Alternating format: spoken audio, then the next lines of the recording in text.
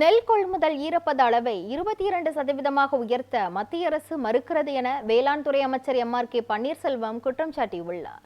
சென்னை தலைமைச் செயலகத்தில் செய்தியாளர்களுக்கு பேட்டியளித்த அவர், நெல் உற்பத்தி நவீனமயக்கப்பட்டுள்ளதால் அதிக விளைச்சல் கிடைப்பதாக கூறினார். நெல்லுக்கு அதிக விலை கிடைப்பதால் இந்த ஆண்டு 3 மடங்கு உற்பத்தி அதிகரித்து உள்ளதாகவும், இயற்கை இடர்பாடுகளால் பாதிக்கப்பட்ட விவசாயிகளுக்கு 1692 கோடி ரூபாய் இழப்பீடு வழங்கப்பட்டுள்ளதாகவும் தெரிவித்தார். நெல் கொள்முதலுக்கு தேவையான அனைத்து கட்டமைப்புகளையும் சிறப்பாக செயல்படுத்தி வருவதாகவும் கூறினார். இப்ப அறிவித்தார்கள் என்றால் அடுத்த மாத சீசன் சம்பா சீசன் வரை அந்த நெல்லை கொள்முதல் செய்ய வேண்டும்.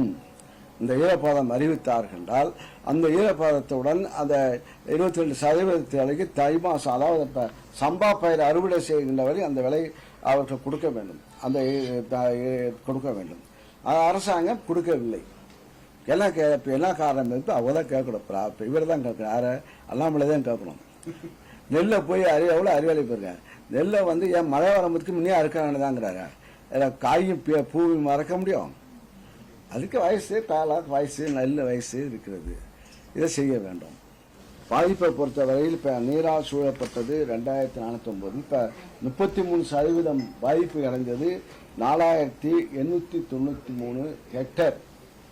அதாவது 33% பாதிப்பு ஏற்பட்டு பாதிக்கப்பட்ட விவசாயிகள் 4667 விவசாயிகள் பாதிக்கப்பட்டிருக்கிறார் என்பதை நாங்கள் அரசாங்கத்துக்கு இந்த துறையின் சார்பாக மாவட்ட ஆட்சியர் மூலமாக பரிந்துரை செய்யப்பட்டிருக்கிறது.